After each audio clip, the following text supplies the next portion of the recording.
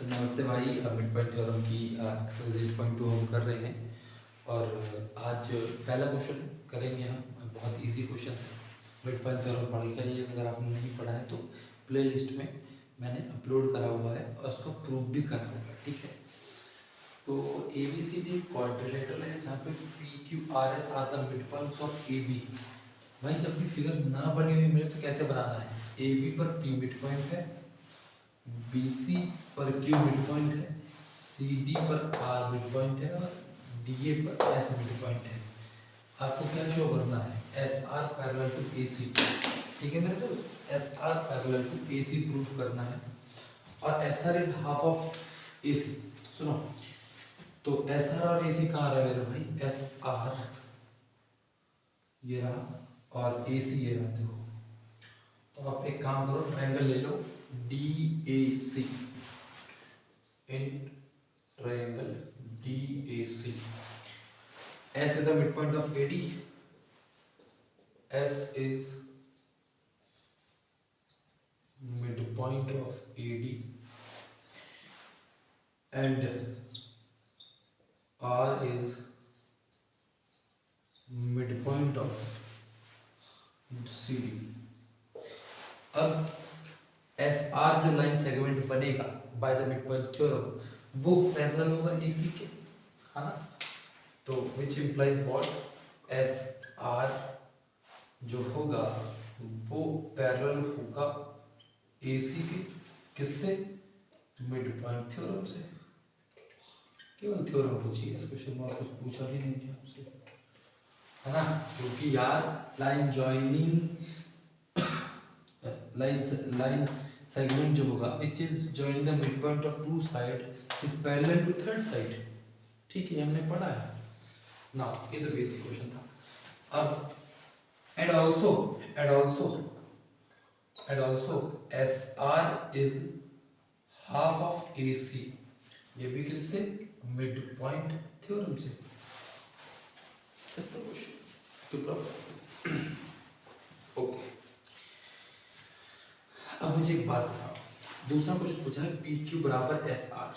P Q बराबर S R, बहुत अच्छी बात कही है। S R is half of A C, ये चीज समझ में आ गई। इसको इक्वेशन वन बना लो, कोई दिक्कत नहीं। अब मुझे था पी क्यू कहाँ दिया है, तो पी क्यू देखो यहाँ दिया है। तो अब दूसरा ट्रायंगल ले लो आप। कौन सा ट्रायंगल ले लो? ये ले लो, ये वाला ए बी सी ट्रायंगल, ये वाला ट्रायंगल ले लो, ठीक है।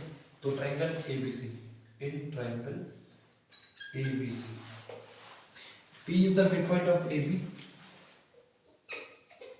P is midpoint of AB and Q is midpoint of BC. Q is midpoint of BC. तो इसका मतलब क्या हुआ? इसका मतलब ये हुआ, अकॉर्डिंग टू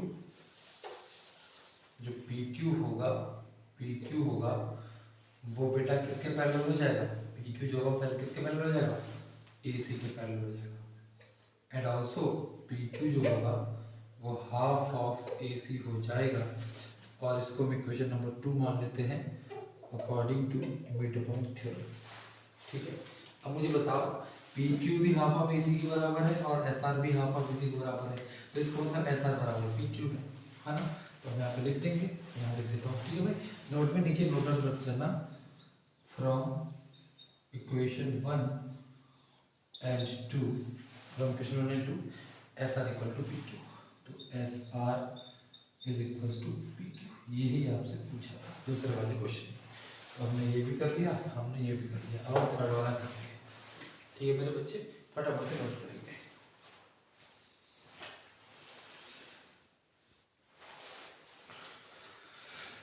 अब आपको क्या प्रूव करना है? P Q R S is a parallelogram. अब पैरेललोग्राम के लिए हमने क्या थ्योरम पढ़ी थी? आपने ये पढ़ा था कि each pair of opposite side are equal.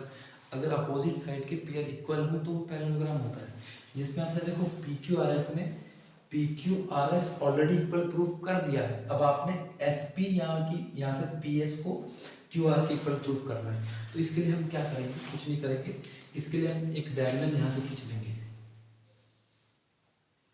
ऐसा मैंने क्यों किया, क्योंकि अब मैं ट्रायंगल लूंगा ए बी डी जिसमें ये दोनों मिड पॉइंट है, तो ये इसके पैरेलल, ठीक है। फिर मैं इस वाले ट्रायंगल को लूंगा डी बी सी को जिसमें ये इसके पैरेलल, फिर दोनों इक्वल हो जाएंगे। तो अब मैं ट्रायंगल लेता हूँ A B D, in triangle A B D, A B D, ठीक है मेरे बच्चे, जिसमें S and P R, S and P R mid points of S A D पर है और पी ए बी पर है, पी ए बी पर है रिस्पेक्टिवली। जिसका मतलब क्या हुआ, इसका मतलब ये हुआ कि S P is parallel to B D. इसका मतलब क्या हुआ, S P is parallel to B D. And इसका मतलब ये भी होता है, इसका मतलब मेरे बच्चे ये भी होता है, क्या होता है, इसका मतलब मेरे बच्चे यही होता है कि एस पी जो है वो हाफ ऑफ बी डी है, ठीक है मेरे दोस्त। ये चीज होगी, इसको हम इक्वेशन नंबर 3 मानेंगे, ठीक है। फिर हम ट्रायंगल कौन सा लेंगे, D B C, in triangle D B C. इस ट्रायंगल डी बी सी में R and Q are mid points, ठीक है। आर किसका मिड पॉइंट है, सी डी का, एंड क्यू किस पर है, बी सी पर, बी सी रिस्पेक्टिवली, है ना। और इसका मतलब क्या हुआ मेरे बच्चे, इसका मतलब ये हुआ कि जो आर क्यू है वो पैरेलल है बी डी के, और according to mid point theorem. Mid point theorem को ध्यान से कर लो जाके प्लेन स्ट्रेट। अब देखो मेरी बात सुनो, अब इसका मतलब ये हुआ कि R Q is half of B D, है ना।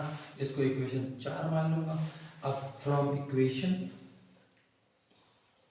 3 एंड 4 आर क्यू जो है वो किसके बराबर हुई है मेरे बच्चे, एस पी के। अब देखो मेरी बात ध्यान से, एस पी आर बी के बराबर है, पी क्यू एस आर के बराबर है, तो इसका मतलब क्या हुआ, एज हम लिखेंगे एस आर बराबर P Q and S R बराबर P Q and R Q बराबर S P, which implies thus PQRS is a parallelogram। मुझे बताओ यहाँ तक कोई प्रॉब्लम बेटा, यहाँ तक कोई प्रॉब्लम नहीं होनी चाहिए, बिल्कुल इजी तरीके से हमने सॉल्व किया है पहला क्वेश्चन, ठीक है। नेक्स्ट वीडियो के अंदर हम सेकंड देन थर्ड धीमे धीमे करके पूरी एक्सरसाइज कंप्लीट कर देंगे और फिर आपके एग्जाम में आपको कोई परेशानी नहीं होगी। अगेन बोलूँगा, अगर समझ में आ रहा हो तो ज़रूर बताना, और नहीं आ रहा हो तो ज़रूर बताना मुझे कि क्या कमी है, ठीक है।